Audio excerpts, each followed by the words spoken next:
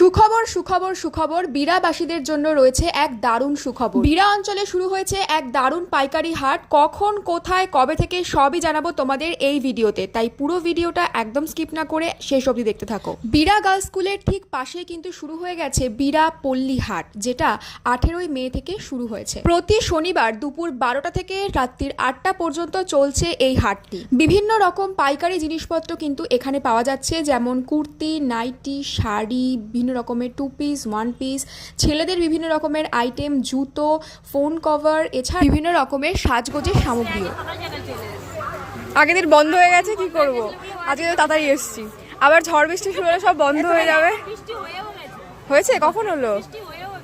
তাছাড়াও কিন্তু এখানে বসেছে খাবারের দোকানপত্র, যেরকম এখানে দেখা যাচ্ছে মুড়ি, ডিম সেদ্ধ, আর অন্য একটা জায়গায় দেখলাম বসেছে চায়ের দোকান। তাছাড়াও রয়েছে ঘুগনি আর বিস্কুট, জলের বোতল, এই ধরনের জিনিসও কিন্তু তোমরা পাইকারি হাটে